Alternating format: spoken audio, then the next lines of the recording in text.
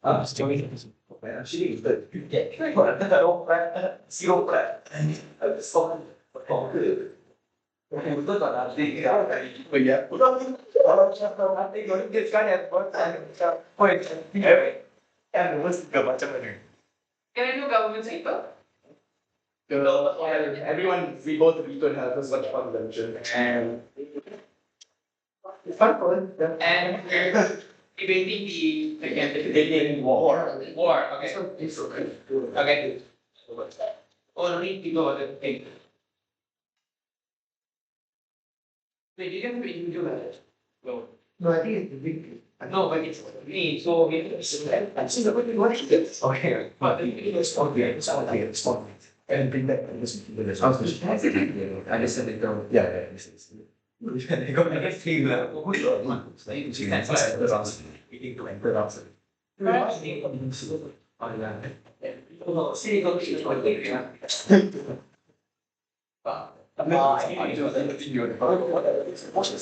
Just I think yesterday.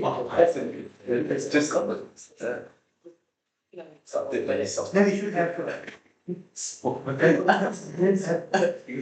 Yeah, I think we can. Good morning. So You always like that. I know, when this is stop. Everyone in that guy sits down for a minute. Even if one, if you talk to him, you get there. I'm sure you can choose down. But good, calm down. I guess constantly ninjas is like empty depends. Then ninjas is really fun. I had like ninjas in it. When I think for CHL. Yeah, I think PM's been solid like just things like this. Yeah, like you got see everything's around you know, as opposed to some things in school. Right, not really. Yeah, very much. This thing, I also like a lot. Like, at least everything I'm covering, these are all the things that I have to cover. It can't change. Oh, yeah, what did you say?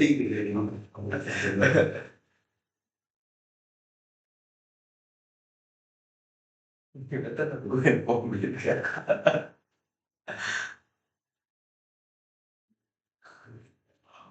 Related to stuff. This is not common.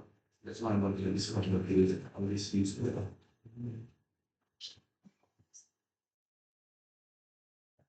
Stop.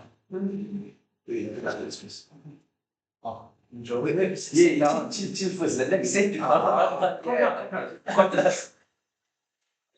India. welcome to the quarterfinals of Malaysia AP 2025. I'm Yuganesh. I'm Yuganesh and then I'll be your chair for today, paneling alongside me are Ihsan and Hi, I'm Vignesh. Good luck for the round. Thank you.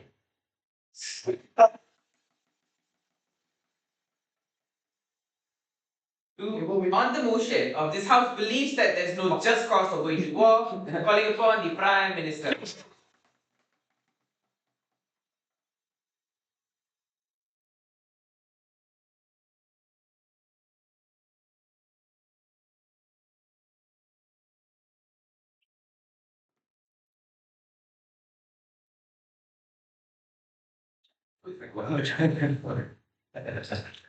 It is already recorded.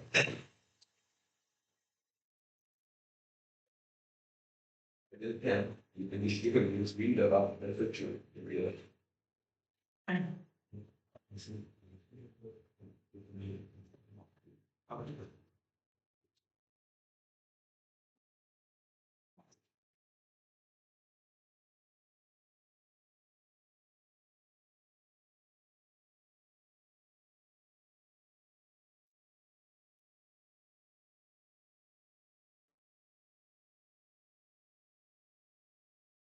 The fact that war starts with a value judgment intrinsically already means that you're weighing the outcome over the lives of so many. You're weighing the outcomes over destruction of property, destruction of livelihoods, 3 generations to come, that your sons and your forebearers should all suffer due to this decision.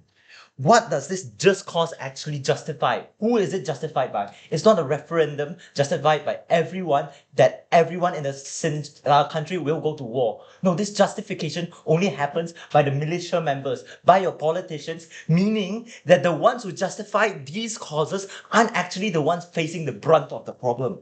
But also, why do these wars actually happen, right? It's based on issues that actually create, based on from simple arguments on the ground, from simple brawls, all the way to politicians arguing between other politicians of other countries and unable to resolve that conflict, and then slowly conflicting and then slowly increasing. This means that there are three reasons to war happening. Number one, due to desperation. This probably looks like Palestine. Number two, this is due to people trying to prove something. This probably looks like Al Qaeda trying to prove their sovereignty. But also number three is just countries assuming responsibility over other countries. This looks like US fighting proxy wars. Judge, this debate is not about war is bad, right? We both understand that war is bad, people die. It should, we rather justify the outcomes based on our means. First argument on the simple deontology is wrong. Utilitarianism should be the only metric in today's debate. Understand first, deontology, this whole justification of the means, is one that's entirely subjective. They can give so many reasons, but these reasons simply are subjective to the persons. This looks like the simple principle of thou shalt not lie is still under subjective criticism, because what if it's lying to save your mother from an ex-murderer? It's looking like lying to save your credit card information from being taken by a scammer, right? This whole justification is based on intrinsic subjective value, right? This looks like Al Qaeda and their 9/11 attacks in trying to prove that Islam should not be one that is attacked. This looks like the US-Iraq war trying to prove that I need to defend myself from these terrorists that created 9/11 and therefore creating such a huge scale of impact and destabilizing the entire Middle East. This gives an intrinsic reason for actors to justify their means. It's no longer, war is bad, we should stop this. It's rather, I have now an extra layer of defense in saying why I went to war in the first place. Especially because understand that no one intrinsically goes to war first due to holding myself to this principle, right?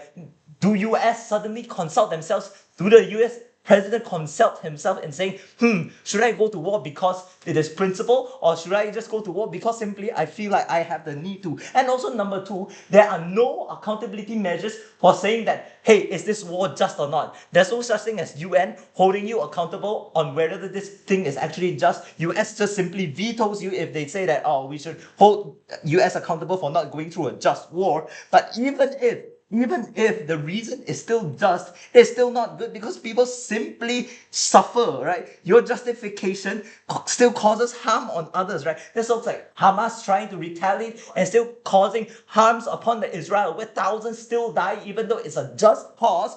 It still harms another party that aren't the ones in power. This doesn't solve the problem, instead creating even more harm.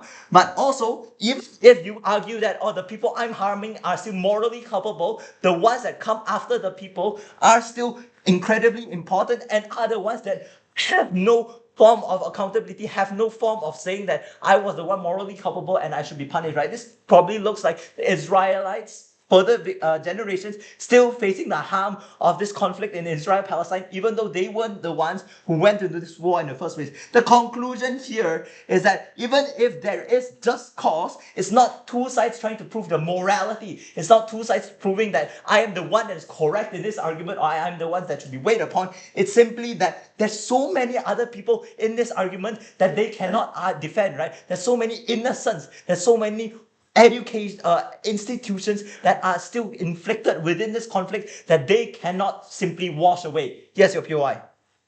Trump would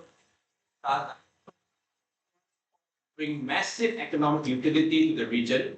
Would that be something to support biometric? How is that utilitarianistic, right? You're still supplanting your ideology over Palestine, right? The Palestinians still don't accept that economic benefit because it's not Palestinians that are gaining the money, right? Please watch this, Judge.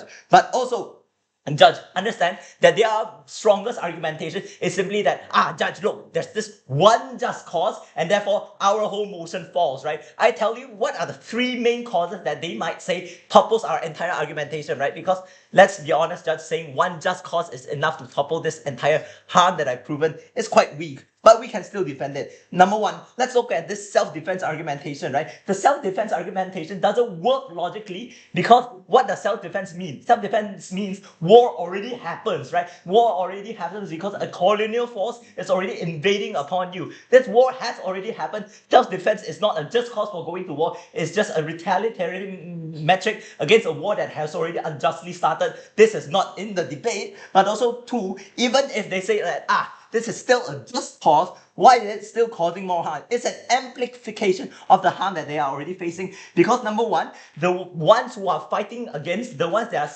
doing their self-defense is already one in the minority. This means that they have less capability to actually topple the opposition force. But also two, there will be more spill-on effects towards all these people. What do I mean by this? This probably looks like the October 7 attacks inflicting a pain towards the Israelites, and in fact creating even more retaliation, killing more Palestinian innocents than the October 7 attacks itself. But also number two, what if they say that, if we die either way, might as well go down fine?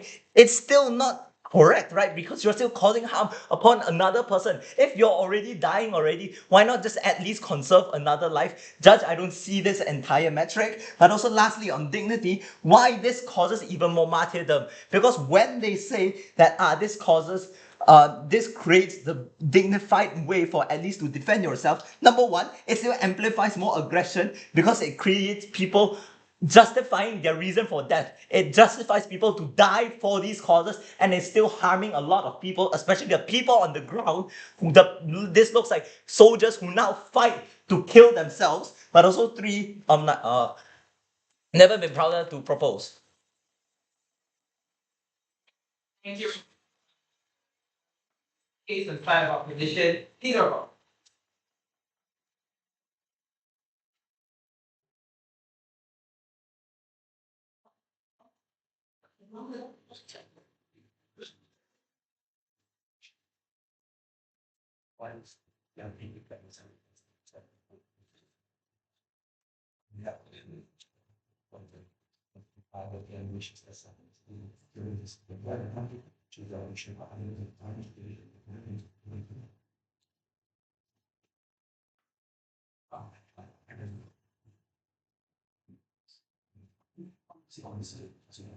The alternative to war isn't always peace. It isn't always this utopic happiness that government tries to give you, right? It is oftentimes people starving on the ground, people having no representation, people being actively oppressed, people literally rather dying than living in the countries that they live in, living in the societies that they live in. That is why war is sometimes justified. I think here's then how the opposition is going to insert themselves in the debate. I think it's very simple. We don't need to prove to you that every instance of war is one that is justified. But I think that's literally not what the motion wants us to do. I think the government's burden was far bigger. Because what they had to prove to us then was that every instance of war, there's no justified cause, there's no justified reason as to what should happen. I think the second in which we're able to prove to you there is some level of justification, we win this debate. But then it is very uncharitable for them to push this idea that every single instance of war has to be justified. Right? I think that we don't take this burden because that is not necessarily in the first place. But then what exactly does justified look like? I think it probably looks like in the instance of South Korea, where people were literally communists, people were literally starving on the ground, they were literally given no healthcare, people were suffering on a daily basis, and we literally see this until today in North Korea, right? But what happened then? The US intervened. The US pushed the communists out of South Korea. The US grew its democratic state and made it a thriving country and a democracy today. I think this is where war becomes justified, right? Because the second in which you are able to have some level of benefits is the second in which we win this debate. Then, if you're going to talk about utilitarianism, we win on utilitarianism because we are the one that are able to benefit the most people. Because at the end of the day, if you're able to weigh to you that the likelihood, the amount of people that die during this war is justified and still later, I'll take you later, is enough. So why exactly does war happen then? outside of the house, we believe war oftentimes happens to displace current ruling governments, right? But it's generally done to do things like uplift the people that are suffering in these countries, to correct flawed systems in general. This oftentimes is the reason why war happens. But then we have to understand that war is the last resort. People don't just immediately go to the war the second in which they don't like you. This oftentimes happens after a lot of negotiation, after they have tried every other method. Is the second sit down. Is the second in which they try to do this. But what exactly did? Okay, you're right. Go.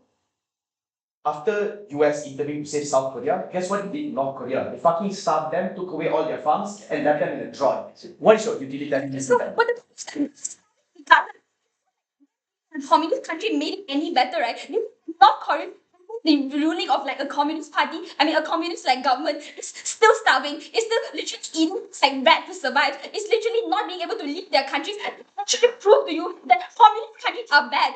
The day, the very simple example is just comparing the livelihood of South Koreans to North Koreans, but that is just not where it ends, right?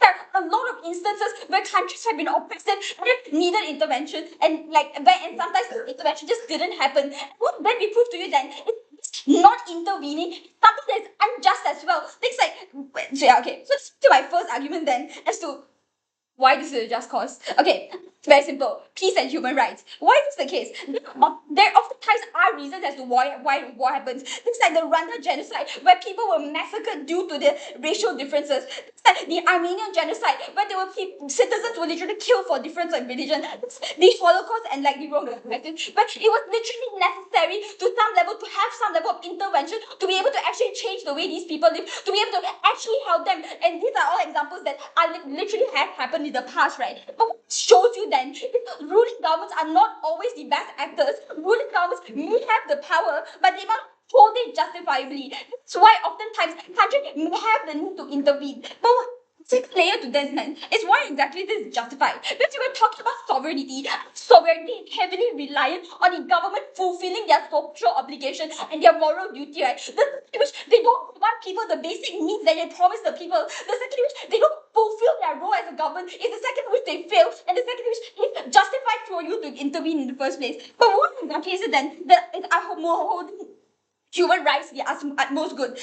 Humans just have no authority as a whole to cause harm to others and take away agency in the first place. Which is the second which we prove to you, you are actively taking away the agency in these countries. In the second way, we should win this debate. But there's three reasons as to why this is justified. Firstly, and you have values and beliefs that you have values and beliefs. Secondly, it's because you are interconnected to an extent where there's things like global supply chains, or just the fact that you literally live in the same world and you have an moral obligation to protect them. But most importantly is the fact that you have a collective action problem. These actions require multiple countries or multiple actors to come together to be able to actually help you, because these countries cannot fix themselves. This is not a self-correcting mechanism where these that can be fixed within these countries itself, which is why it's extremely important that war happens, because it's the only way to actually solve these conflicts, right? But I'm not taking anything after this.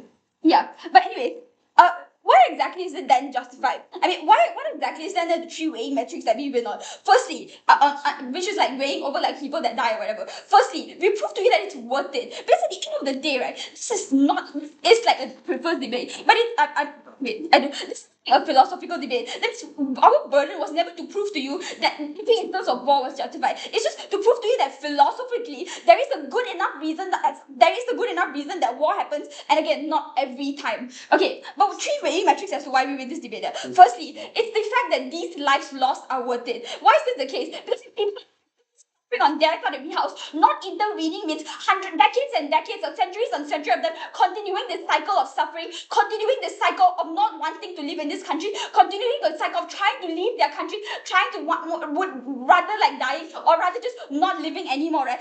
What we prove to you then is that this amount of casualties are likely that is likely like justified because for the future generation, for the generation that's able to actually live their life properly, to be able to actually prosper and to be able to actually like save their lives. This like these communist countries or like these communist governments or these like governments that violate human rights are like not actively killing people that go against them, right? Not likely there's life loss on both sides of their house as well. But secondly, then often the idea of consent, because of the fact that often these military generals or like these people that go fight in the military are people that literally consented to being there. They consented to putting their lives at risk. They consented to like risk dying. But it's also with a benefit, like it seems like fighting for your country so that you're able to actually get some form of healthcare. You're able to actually like so your children like get like very good insurance or like actually are able to live good lives. But thirdly, then also just on the idea of deterrence, because of the fact that the second in which people start actively interfering, the second in which you create these precedents, in the second in which people are fear committing human rights violation because they understand that it's bad, they understand that if they do so, they lose the power that they so desperately want. For all these reasons, opposition. I thank you very much to leader of opposition. Now to continue the case on side of government, Deputy Prime Minister. The second one you see that is, oh, yeah, the people will actually manage and respond to it. Okay,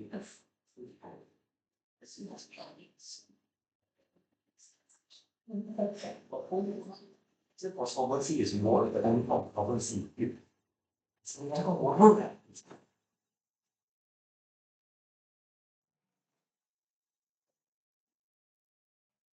Let's go, Liang.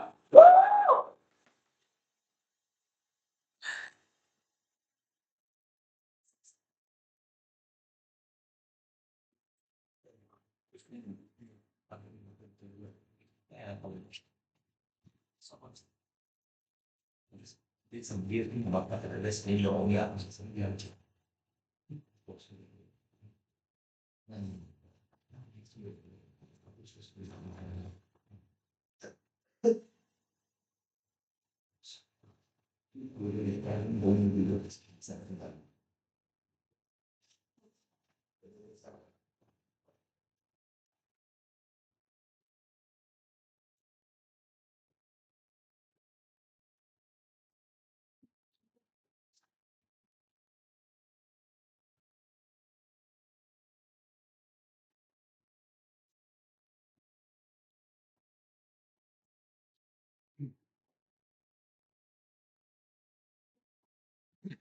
I just have one very big question that I would like to ask GovBench.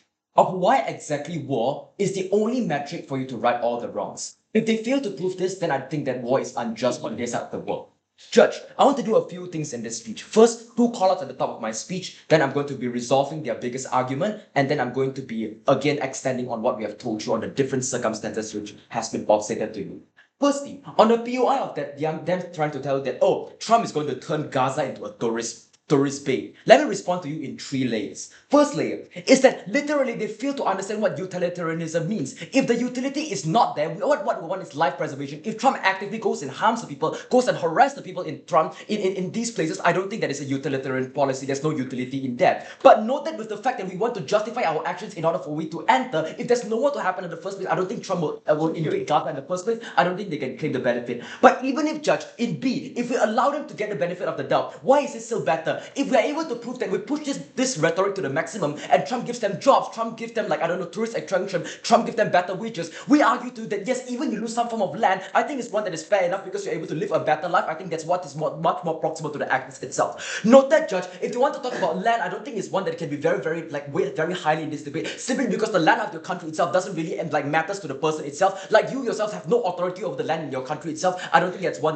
that can be weighed over anything. But thirdly, on C, I think it's very fair if we just do the weighing. If you want to lose land, you want to lose money or lose whatever, I don't think any of that weighs over the preservation of life. I think just be able to stay alive, doesn't matter you live in like a shit condition or whatnot, it's much better than you being dying for like a cause for this, I don't know, the sake of your country and whatnot. I think it's unjustified and unproven on their side of the house. But Judge, then on the second call-up, they try to tell her that, we have to like deal with every single instance of war. What we want to clarify to you is that we need to just reach to 3 main denominators. Firstly, we need to prove that if people die in this is unjust. Secondly, if infrastructure is being destroyed. And thirdly, of the long-term impacts. Let me mechanize to you each and every single layer of why exactly this proves as the prerequisite of a war being unjust. Now, firstly, people dying is just inherently bad. You just lose the autonomy to live your life happily. You just lose the life to make choices in the future of your life. You just sacrifice sacrifice the future well-being of you, I think it's one that is very, very unjust. Secondly, on the question of infrastructure, I would like to also take this time to call out a very absurd claim of their side. They say that if we enter this country in the long term, we have like better schools and whatnot for our future generations.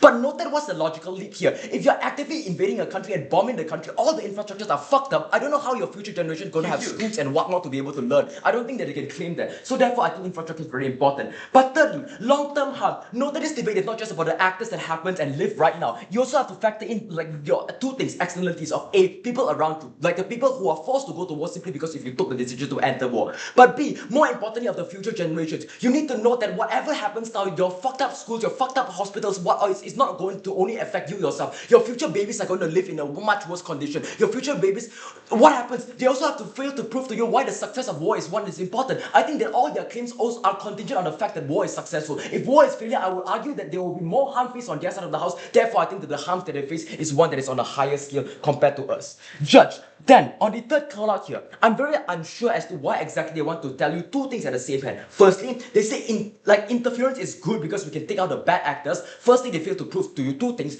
How exactly this is going to happen, they fail to map to you. But second of all, I think it's also that on the flip side, it's possible that the bad actors also have the larger capacity to take out the good actors. They fail to prove why it's only exclusive, like the good is able to mitigate the bad. But even less would be very charitable and agree that happens. But then they tell you that, because then you have this ability to start wars, you're able to defend yourself from wars. What a simple line of logic has Oliver told you. We have told you from very, very early of this debate, simply, if there's no war to... a defense only happens when there's an attack. If the attack doesn't happen because people believe that war is unjust, then there's no defense needed at the first place. I think that just very, rarely takes down their claim. Now, Judge, but before I move on, any of your eyes?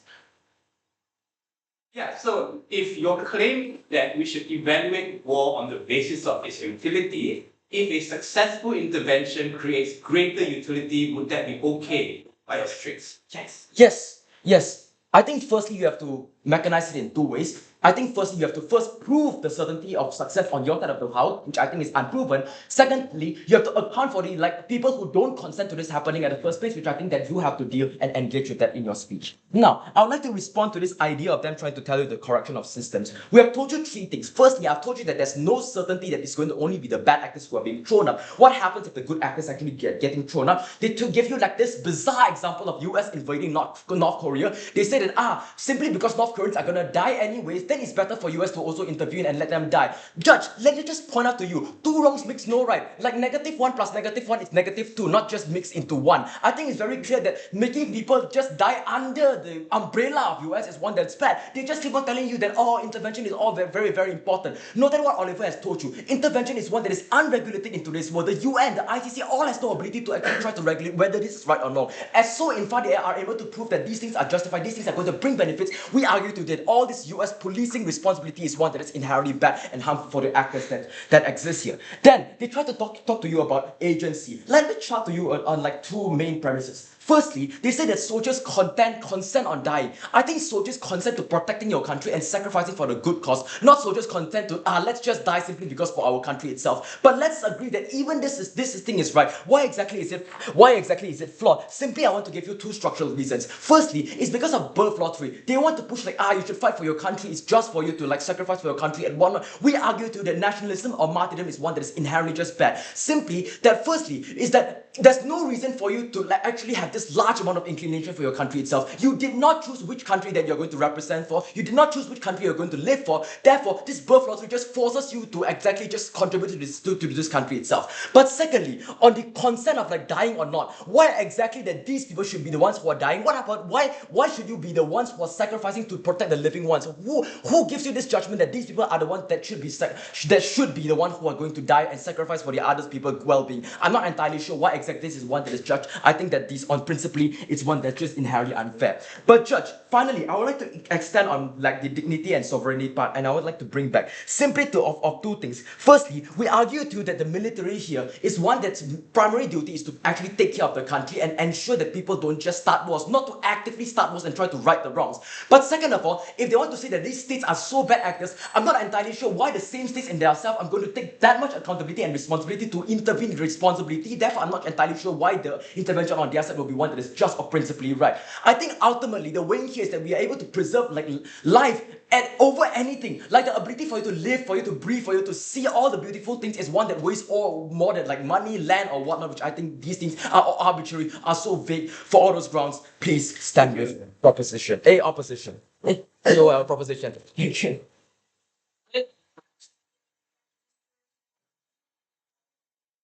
Pity leader.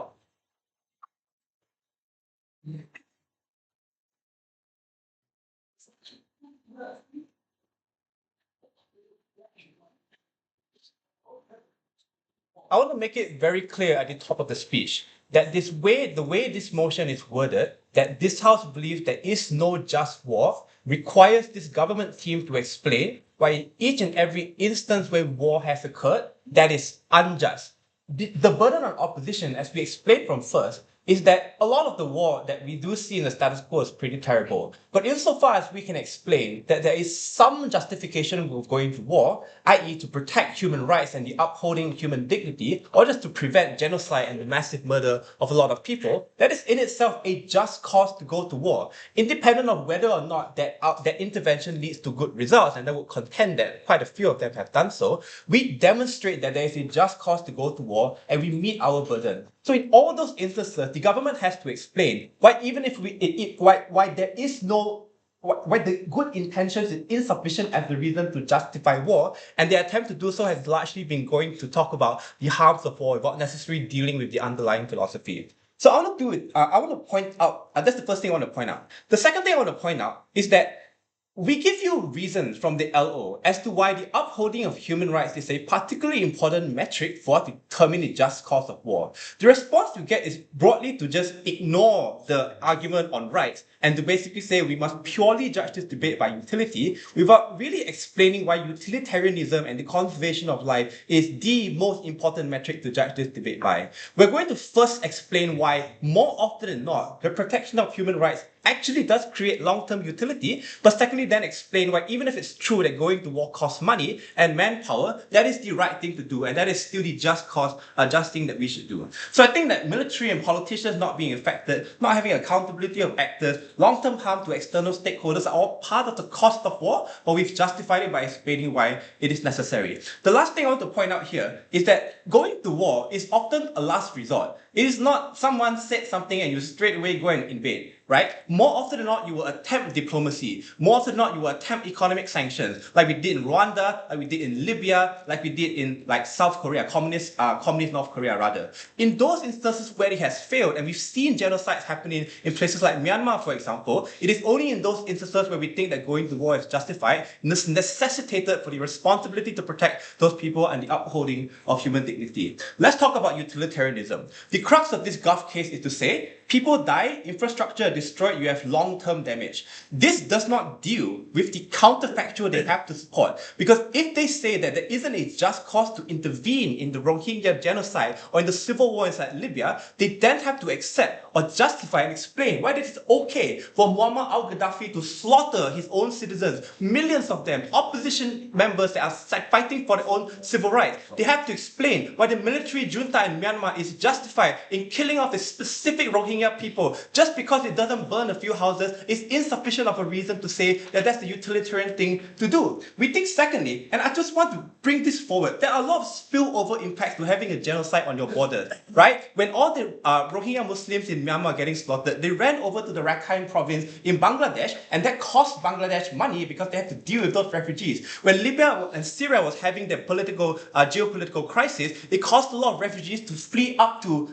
Europe, right? And that's why there's a lot of immigrants in those areas, a big problem of xenophobia, and one of the biggest reasons as to why the EU ultimately supported the intervention into Libya that was able to stop the genocide by al-Gaddafi by finding him and basically killing him and stopping all those kinds of things. So I think that all these things show that there is utility in stopping the war and intervening because you're able to prevent the continued death and violence of these specific vulnerable minorities in the world today. Next thing they say against my POI is to say that you have to weigh against certainty. Gov says that we must prove that all these interventions are going to be successful. We explained in the case of Libya, in the case of South Korea, that this intervention was successful in stopping that genocide and preventing the further death and violence of that particular group of people. That is a certain result that we have gotten as a consequence of that intervention. I don't think it is fair for them to say we must show in every single instance that all benevolent interventions must always lead to good long-term outcomes. But I think it is fair to say that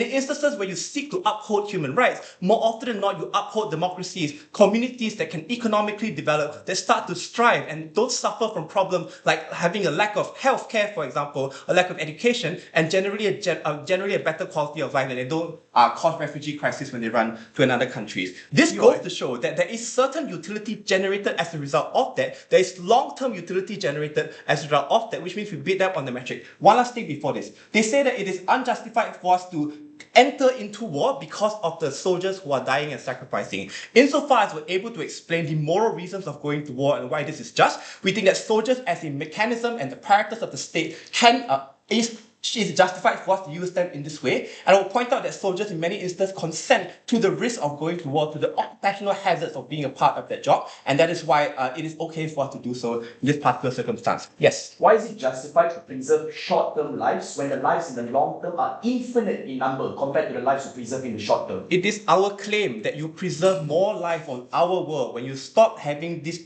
like General Pinochet slaughtering people, when you not have Adolf Hitler killing 2 million Jews in your country, when other people don't care about it, right? It is much more likely that the quality of life and your thriving economies create longer term utility on our side of the house. Even if you don't buy that, let's talk about human rights. And I want to establish at the top of this point that human rights is an objective good. We have the Geneva Convention of Human Rights that's ratified by countries around the world. We stand against doctors harvesting the organ for one healthy person that saves 7 different people, even though that brings utility benefit. We allow people the democratic right to vote, even if they're stupid and vote for Trump and Modi. We support affirmative action for minorities to help those specifically vulnerable people because we recognize there is morality in doing these specific things. So utility is not the be-all end-all. We gave you reasons as to why there are anti-utilitarian reasons to evaluate justice. The Genocide Convention in particular enshrined the responsibility to protect. We have invoked to form the coalition of willing that eventually ended up intervening in the Libyan civil war and stop the genocide that was happening there. We think the birth lottery argument that they themselves make, which by the way is not a utilitarian argument, just goes to show that because you don't consent to being born a Rohingya Muslim in Myanmar means that there is a moral duty to protect you. It's not that just because you were born in Myanmar, you suddenly have less human rights. I think those things are particularly important. How do you weigh this? In terms of deontology, I think the fact that every single country around the world has enshrined the Geneva Convention of Human Rights demonstrates a reviewed preference and consent into this moral framework being particularly important. The duty to reduce harm makes this a just cause to intervene. But secondly, as I've explained, you get far more long-term utility when you're able to deter these kinds of actions and protect some of the most vulnerable people and support ecosystems thriving all around the world. Thank you very much to the Deputy Leader of Opposition. Summarize the case on side of government, calling the government. Yeah, we just make it up there.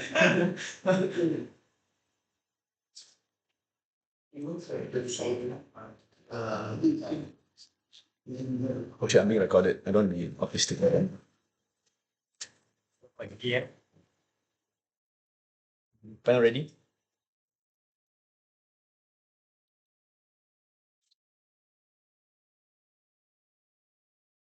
Was one beforehand, but Judge, this is a team that refuses to engage with anything that Wei Liang and Oliver have spoken to you about. From first, in fact, in prep itself, the way we prepped Oliver is, what are the things they will say and how are we mitigating and weighing these things out? But unfortunately, we were not offered the same level of charitability, we were not offered the same level of engagement, and that is why they lose this debate. What are the key areas and conditions in our case that are severely missing responses? Number one is the lack of agency in 2 areas. Firstly, there's no referendums to decide war, like what Oliver is telling you. People don't choose, it is their leaders who choose for them. They have to prove why leaders have the moral imperative or are able to fulfill this responsibility in the best way possible. Absent of that, they lose this claim on agency. But secondly, it's birth lottery. Ideas like nationalism, ideas like you don't choose the country that you're born into. They just like TJ just gives a very lazy response to this, right? He said, just because you don't choose to be born in Myanmar, that doesn't mean you don't owe any obligation to the country. That is exactly what it means. Especially not an obligation of dying.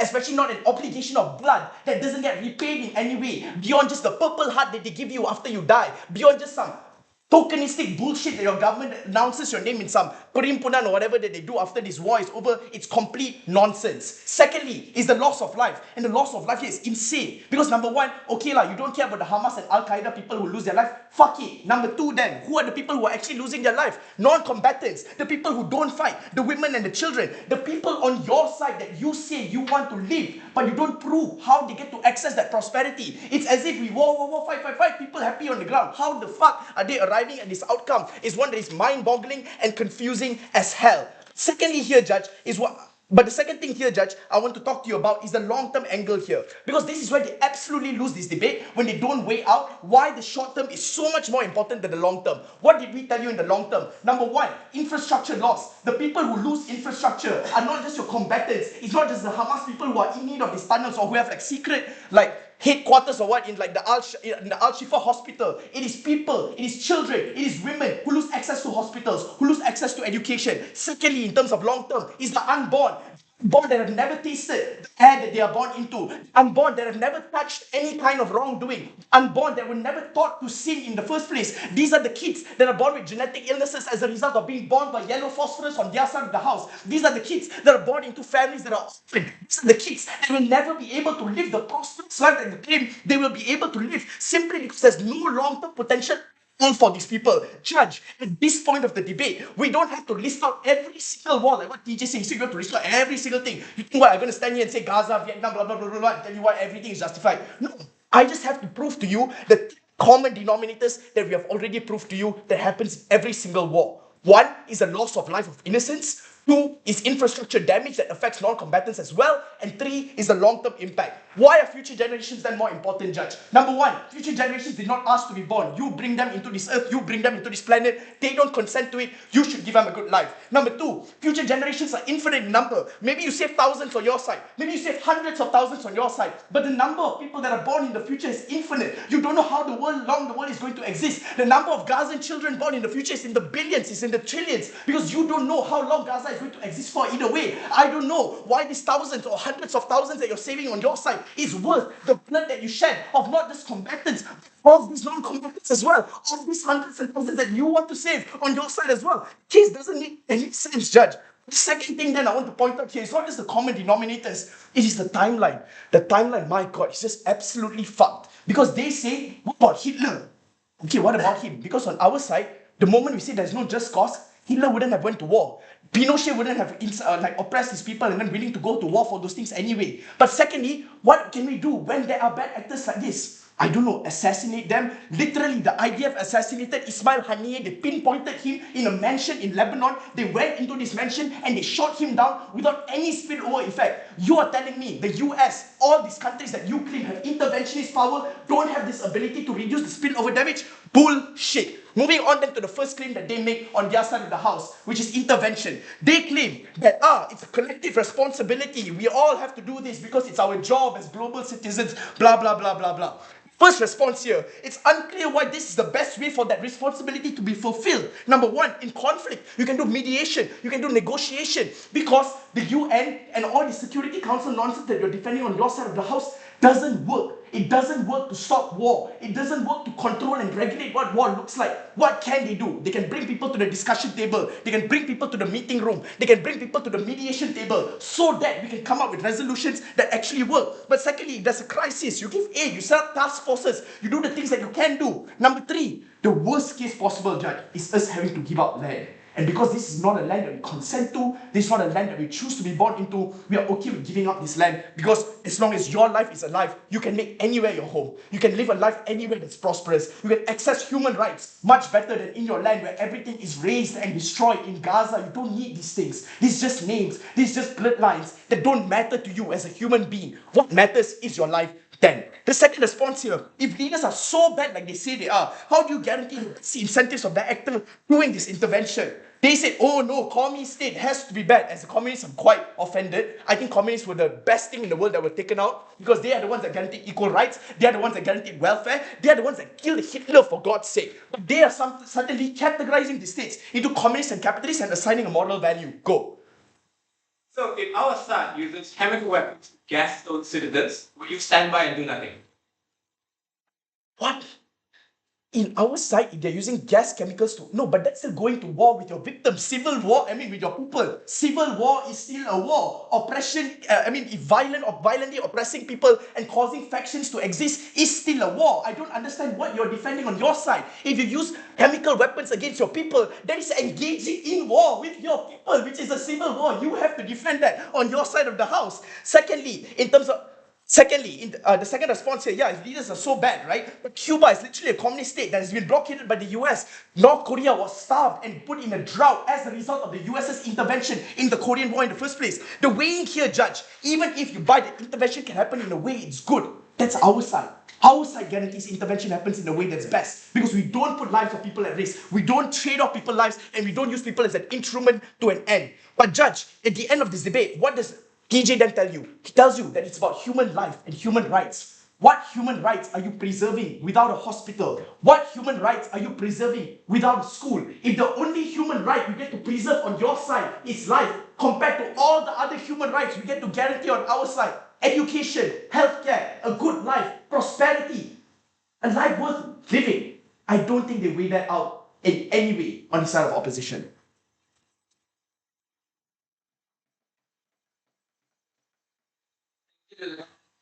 Whereas the case of side opposition will.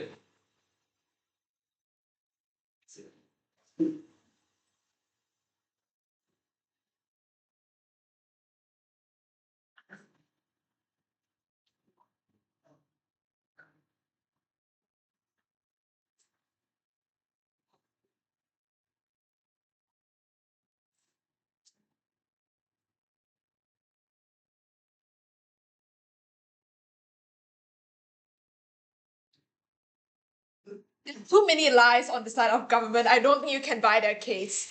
The first lie that I've heard in this case is that the Rwandan genocide is a civil war. So insofar as you have the narrative that there's no just cause for war, genocide will not happen. Guys, I want us to think critically and think whether that's true or not. But let's say that is true. In the case where the Rwandan genocide is a war, this means that they have broken the accord that there's no just cause for war to begin with. This means that insofar as Rwandans committed the war, this means that US has the right to intervene in the Rwandan genocide because they themselves don't respect the rights of individuals on the ground. I think that is what's going to happen. But I want to note that this is not a narrative debate. It's not as if this house believes that there's the narrative that there's no just cause for war. Because even if there is no just cause for war or there is just cause for war, Hitler is still going to murder people. Rwandan genocide is still going to happen. So this is about whether intervening is just or not, but not whether about the narrative would stop war or not, because war is happening regardless. We are talking about whether there can be a just cause for war or not. So the first thing I want to tackle is their problem on agency. And to be fair, I don't really understand it. Because they say that you cannot decide whether to go to war or not because there's no referendum. Okay, so let's say if there's a referendum to go to war, can there be a just cause for war? I feel like that's pretty just if we can just have a referendum. There's a problem-solution mismatch, it's easily solved. But the problem here is that deciding not to go to war is also an active decision. This comes down to the trolley problem that they're trying to propose.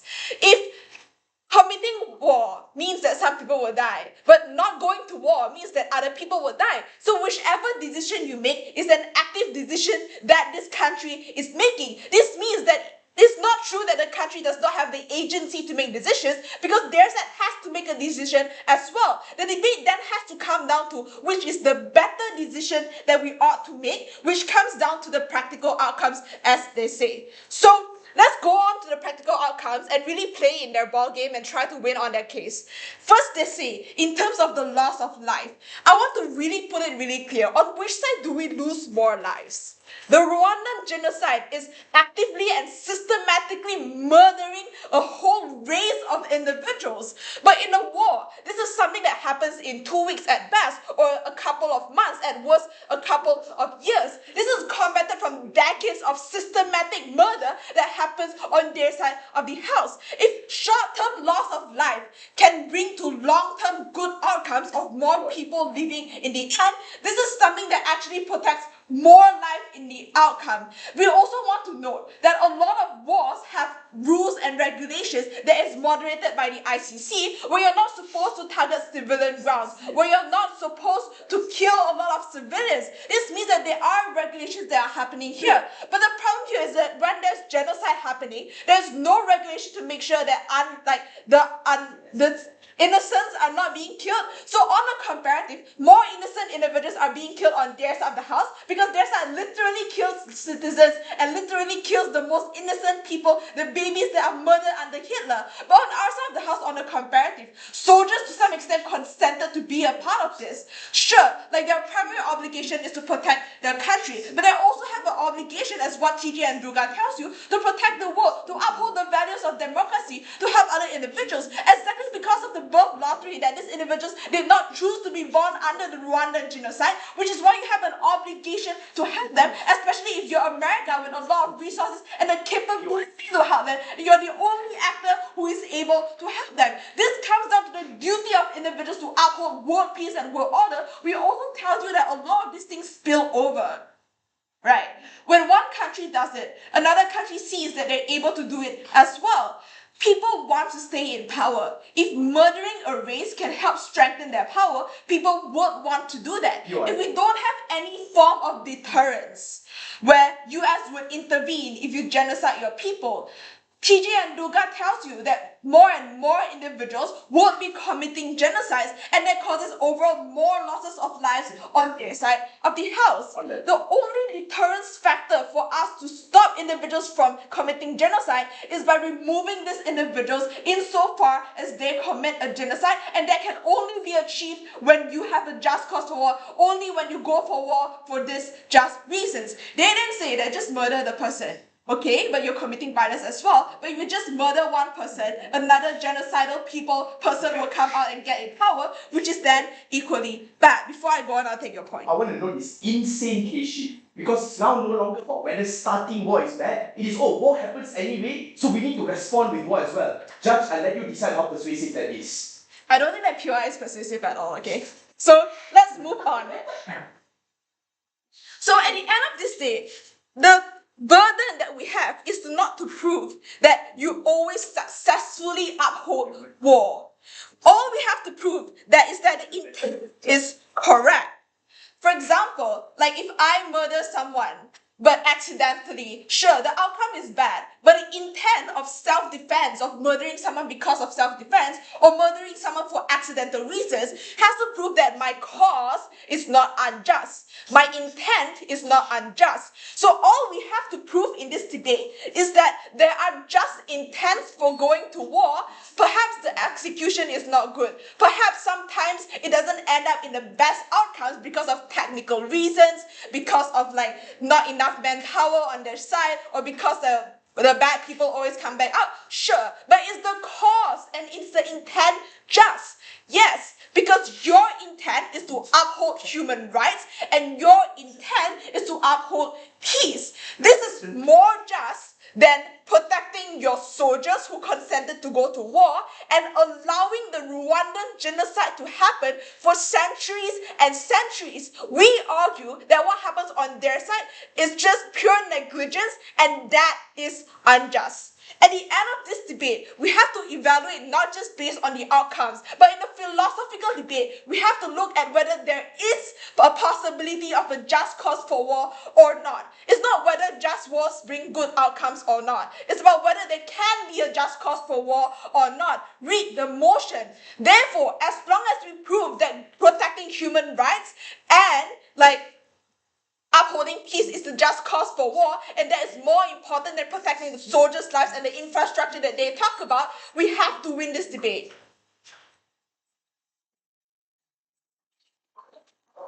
Alright, thank you very much to the opposition whip. Now moving on to the reply segment of the debate, starting with the opposition reply B.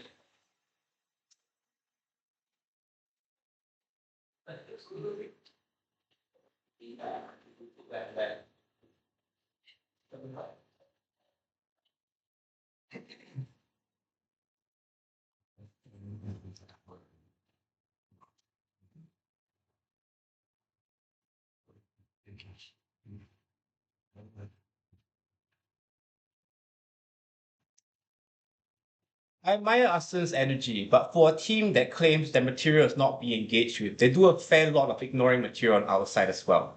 I first want to talk about the case of utility and then talk about the case of human rights. And I just want to observe that at this point in the debate, the notion of rights being a good objective good thing philosophically have not been challenged by this government bench. Meaning to say, if we show that human rights can be a just reason to go into war, then that is in itself a reason for us to win, because that is beats utility. I'll go into that a bit more later. The first thing to say on government is that leaders make bad decisions against the consent of people who will be affected by it, which leads to a lot of people dying, a lot of death and destruction, and long-term instability in the region. Our response down the bench has been that you need to weigh the cost of this war against the necessity to intervene in the first place. And insofar as we, one, explain there is a duty for you to act to stop that genocide, but two, the action of intervening and stopping that genocide in itself brings utility, I think that is enough for us to beat this government bench on that ground, because we were able to show you that in some cases where genocide was already being committed against people, there was a just cause and necessity for you to intervene. Ahsan's response is just to say, but the commission of that genocide in the first place was unjust, to which we absolutely agree. But given that that has happened, the question now becomes, what do you do about it? Do you stand by and let Rohingya Muslims die? Do you stand by and let Libyan refugees die? We think there is a just cause for you to step up and stop that. We gave you a number of reasons as to why this brings utility. In the case of South Korea, Communist North Korea was absolutely terrible in terms of their quality of life. The government took away your education, your healthcare, a lot of people were starving. When the US intervened, they were able to bring democracy and capitalism that brought economic development, that massively improved the quality of their life if you compare what South Korea is today. This shows that the intervention and stopping of that violence brought utility to that particular country. We secondly explained in my speech that there were spillover effects of conflicts as well. So just because the genocide happens in your country alone and you want to close eyes to it, doesn't change the fact that people are still dying, and that genocide brings spillover effects in terms of supply chain disruption, refugee crisis as well. So we think that even if it's true, it costs you men and money to go to war, that the people in those regions suffer as a consequence. Our claim was always that the outcomes of that intervention was better for the world, better for the people in that region that, by the way, will still be suffering on your side of the house. And even if it's true that some soldiers die, their duty to the state and the duty to uphold life trumps that. By showing an increased utility as an outcome of this intervention, we beat them on the metric of utility. What about human rights? Again, this is a philosophical debate. Not everything is about utility. We gave you reasons as to why you ought to consider anti-utilitarian measures as well in the evaluation of philosophy and justice. We explained that when it's not right for doctors to take one human patient and to save a bunch of other people, even though that brings more utility. We gave you the example of voting. We gave you the example of affirmative actions. In all of these instances, the law has taken into account rights and the protection of vulnerable as a metric to trump utility, and we think this is something you should consider in this debate as well because of the global recognition of this. The weighing we give you was that the International Convention of Human Rights enshrined these things and the upholding of those rights, even if it costs money and even if it were anti-utilitarian. So because everyone in the world has a revealed preference to support human rights, you ought to take human rights as a metric to trump utility in this round. But secondly, even if you don't believe that, it's just a moral right, an objective right to maximize the agency of people around the world. I think that side of the house is complicit in genocide that's going on. I think the attempt to assassinate the leader is a concession that you probably should do something about it. And if your assassination fails, maybe you ought to invade. But even if that's not the case, we've already explained all the reasons why we also win on utility. Proud to. The opposition reply speaker, last but not the least, to end this round debate, reply on behalf of government reply speaker. Here.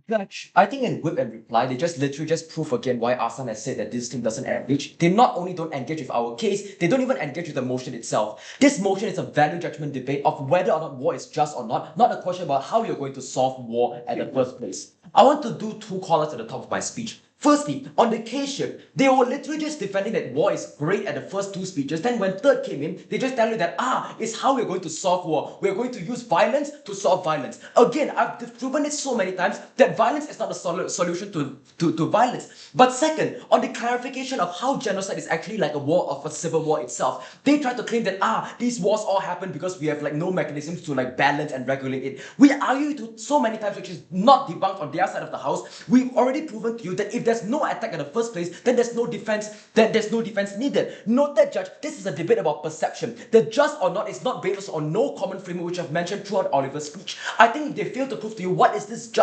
is just metrics and how is it able to be believed by every single person, I don't think that this just is one that can be like justified. Let me give you an illustration. If you want to talk about genocide, I think that in Hitler's world, Hitler literally just calls war on the people. They literally want to kill these Jewish people because they believe his perception is just simply because these people are not Aryan race and they deserve to die. They're not white-eyed, not blonde hair, therefore they deserve to die. I think that the reason of these things just is one was based on the perception itself. There's no common framework, they cannot claim them. But Church, let me call them out also on the lack of nuance. Oh my god, look at what is this lack of nuance. They say that ICC, all this UN is able to intervene. But why if they're able to intervene, why Gaza is still dying? Why the US can still veto aid to Gaza and whatnot? I don't understand why exactly this like is one that can play into the debate itself. They also claim to you that war is so efficient way of solvency. Let us engage with that new material coming out. Firstly, I'm just baffled by this. Firstly, look at like by intuition pump, Gaza war is still happening after like what 70, 80 years until today. They just prove war has no efficiency. Second of all, I'm pretty sure that the oppressors are much more likely to listen to you if you want to negotiate with them, if you have something to like lobby and barter with them, compared for you to just say that let's just fight against the war. I think that their entire cases is contingent on the success of the war, which they fail to prove throughout all three speeches. Because if they don't prove why exactly, I think then they shoot themselves in the foot when TJ comes and tells them we don't really need to prove the likelihood of success in this war itself. I think if they are not going to succeed, then how they're going to claim the utilitarian benefits of like the future generations and human rights being protected, not entirely sure and not illustrated. Judge, let me chat on two main clashes of this debate. Firstly, on their biggest push of human rights and whatnot. They try to claim to you, Judge, on their like really strict, the really shit strategy that they are going to solve things. Let me prove to you why we help to protect human rights much more. Simply because we give you three counterfactuals. Firstly, through assassination. Secondly, through negotiation. And thirdly, through peace talks. We don't exactly need this like large amount of like massacre or like a lot of violence to try to solve this. Simply because if they characterize these people as vulnerable groups, these people are likely to be very oppressed. I think going against your oppressors in a violent means is likely to deal into much more damage towards yourself. But they also fail to engage of why exactly it's an obligation for people to actually buy into this. Especially they just say, birth lottery is fake because the country gives you benefits, you have to fight. I think maybe to an extent you could maybe contribute to the country, but not in the way that you should risk your life and die for your country itself. They fail to justify again, even if it's just, then they fail to again to prove to you why exactly are these people's human rights should be sacrificed for the other people. I think that we win on that metric very, very clearly. But then, Judge, on the question of utility, I think it's very strange they try to prove to you through two metrics. Firstly, they tell you that they are going to get more utility because they're able to protect the people in the future. I literally just say that if you're going to fuck up all the infrastructure in this war, I don't think the future people are going to get like any sort of infrastructure. But second of all, it's because we have the certainty. Even in the worst case, let's say we only save the people now. I think we have the certainty that we're able to protect the people right now in front of us. We prevent them from dying. Compared to on their side, there are benefits like in the long term, like in the future, whether or not they're able to solve this. They fail to prove any certainty, and they have to again prove to you that why exactly war can be successful in order for them to claim this utilitarian benefit, which they try to pulse to you, which is so important. I think on these two grounds, we have managed to prove to you why exactly first it is going to inflict much more harm. But secondly, we're the only side to engage with why exactly war is unjust compared to on the other side. They want to say that war is still going, we are okay with war happening, and they're trying to give you like, I think it's much more better that we live a life which is worth living. We will live a life where there's value and we're able to stand up for ourselves compared to on their world where people are just forced to die because of the name of, I don't know, godly sacrifice. Scripture.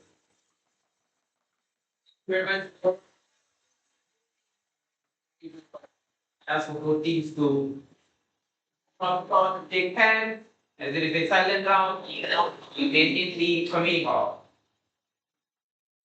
I go first. Juga, ini kami settle. Okay. Go back. Tanya. Thank you. Oh, okay. Then I think, yeah. Pause.